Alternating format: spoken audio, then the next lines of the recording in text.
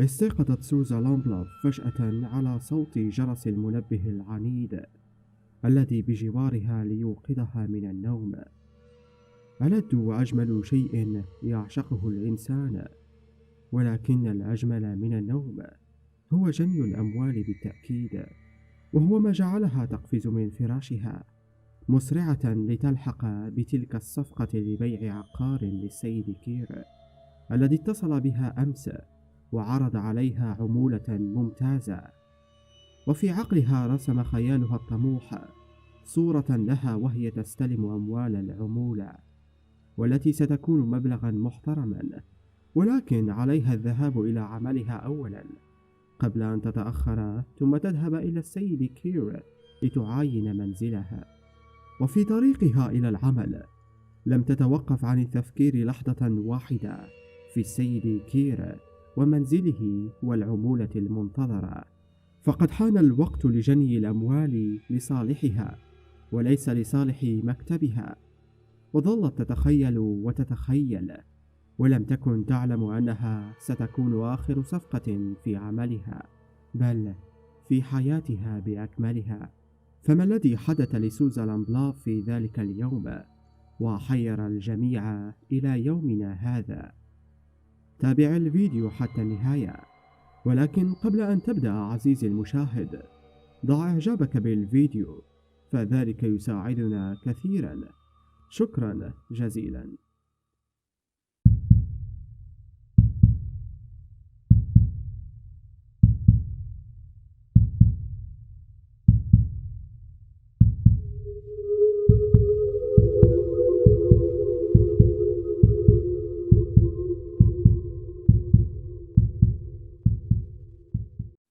اسمها سوزا جين لامبلوف، فتاة من لندن.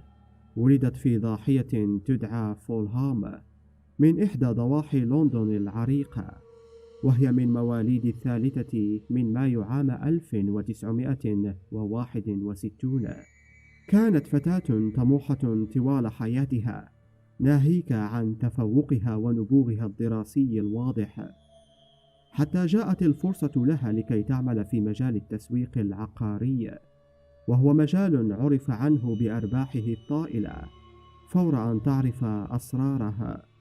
ولقد كانت فتاة نشيطة بحق، فقد كانت تهتم بمعرفة كل صغيرة وكبيرة بمجالها كي ترتقي في عملها وبسرعة، وتعمل على تدوين أرقام العملاء والتواصل المستمر معهم كي تتم صفقاتها الناجحة التي بسببها ضاع صيت المكتب الذي تعمل به، إلى أن جاءت تلك الصفقة التي تخص السيد كير. وكان منزله مكونا من 3 طوابق، ويميزه أنه واقع على طريق شون لوردز، فما أن تلقت مكالمته حتى استقبلتها بحماستها المعتادة، ودونت كل ما يخص السيد كير ومنزله، ثم حددت معه موعدا للذهاب إلى منزله لإلقاء نظرة عليه ومعاينته عن قرب لتدوين كل الملاحظات، ولكي تتفق معه على تفاصيل البيع، وبالطبع عمولتها المحددة كنسبة من البيع، وهي تعرف كيف تتفاوض بحنكة وذكاء في تلك المواضيع. وفي اليوم المشؤوم صباح 28 من شهر يوليو عام 1986 ذهبت إلى عملها لتنهي معاملاتها وتجهز على كل شيء لصاحب العمل، ثم تطلب الذهاب إلى عميلها السيد كير في الموعد المحدد في ظهر ذلك اليوم. وكان رئيس عملها يعلم بتلك الصفقة بل ويشجعها عليها، فقررت إنهاء عملها بسرعة والاطمئنان على كل ما يخصه، ثم أنهت كل شيء وقررت الذهاب إلى مصيرها المشؤوم. إلى هنا وكل المعلومات بالنسبة لسوزا لامبلوف أصبحت والعدم سواء، فقد كان كل ما أخبرته لمديرها في العمل قبل الذهاب هو أنها ستذهب إلى السيد كير لإنهاء أمر تلك الصفقة، ثم ستعود إلى عملها مرة أخرى للبدء في الاتصال بالعملاء الآخرين وإتمام صفقة البيع. مرت ساعات كثيرة إلى أن انتهى دوام العمل دون أن تعود، ولم تتصل حتى لتعتذر لأي سبب كان، وكانت تلك أول مرة تفعل فيها ذلك. فساورت الشكوك مدير عملها السيدة مارك جوردن، فحاول الاتصال بها ولكن بلا جدوى. فقرر أخذ أحد الموظفين والذهاب إلى منزل السيد كير للإطمئنان عليها بعد مرور كل ذلك الوقت. وهنا تحولت شكوكه إلى يقين قوي للغاية. لم يجد سوزا لومبلوف ولا سيارتها في أي مكان، لا عند المنزل ولا حولها، وهو ما جعله يفقد السيطرة على أعصابه، وقرر البحث عنها. ذهبا إلى الجيران عند عنوان ذلك المنزل الغامض، ولم يجدا إلا تفصيلة واحدة، أن فتاة بمواصفاتها كانت تقف مع شاب يبدو عليه الثراء الواضح، وكانا متواجدين عند ذلك المنزل ويطالعانه من جميع الجهات بشكل غريب بالنسبة إليهم. وهنا قرر مدير عملها السيد مارك جوردن العودة إلى مقر العمل والتفتيش عن ملف ذلك الرجل السيد كير العميل الغامض، للبحث عن عنوانه وأرقام هاتفه، لسؤاله عن سوزا لومبلوف والتوصل إلى سبب غيابها. ولكن كانت المفاجأة الكبرى هو أنهم لم يجدوا أي ملف يتعلق به، وهو ما يعني تفسيرين لا ثالث لهما. أولا، أن الملف قد سرق بشكل ما من شخص مجهول لإخفاء تفاصيل تلك الصفقة وتفاصيل ذلك العميل، وهو ما يعني أن المشتبه بهم قد يكون سوزا نفسها أو زملاء العمل الغيورين. ثانيا، أنه لم يكن يوجد ملف لذلك السيد كير الغامض، وأن الموضوع برمته مجرد كذبة لغرض ما أو لسبب مجهول. وقد بحث مدير العمل كثيرا عن ذلك الملف المجهول، واستجوب العاملين بالمكتب جميعا من كبيرهم لصغيرهم، ولكن بلا جدوى.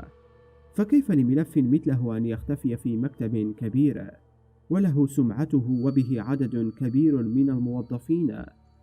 وهنا قرر مدير العمل أن يتصل بعائلتها، وعلى رأسهم والدتها التي نفت أنها رأتها في ذلك اليوم، حتى أنها اتصلت بالعديد من أفراد العائلة للتوصل إلى أي معلومة تطمئنها على مصير ابنتها، لكن بلا جدوى. باختصار شديد، أصبح الوضع بالغ التعقيد، واختفت سوزا تماما من على وجه البسيطة وبلا أي تفسير على الإطلاق. وهنا قام السيد مارك جوردن ووالدة الفتاة بالاتصال بشرطة سكوتلاند يارد لإبلاغ عن فقدان الفتاة بلا أي تفسير، وبالأخص بعد مرور 24 ساعة كاملة منذ اختفائها الغير مبرر، وهو ما استقبلته الشرطة على الفور بمنتهى الجدية. وكان السبب الأول الذي أتى في ذهن المحققين هو الاختطاف بهدف الاغتصاب، وكانت عامة تنتهي بالقتل، وكانت تلك الحوادث منتشرة بشدة وقتها في إنجلترا. والأغرب أن أحد المحققين المخضرمين كان يعمل على تلك القضية وبشكل عجيب، ربط بين ذلك السبب واختفاء السيدة سوزا، وهنا قام على الفور بإنشاء فرق للبحث وتجميع المعلومات، وعمل رسما يدويا للسيد كير الغامض.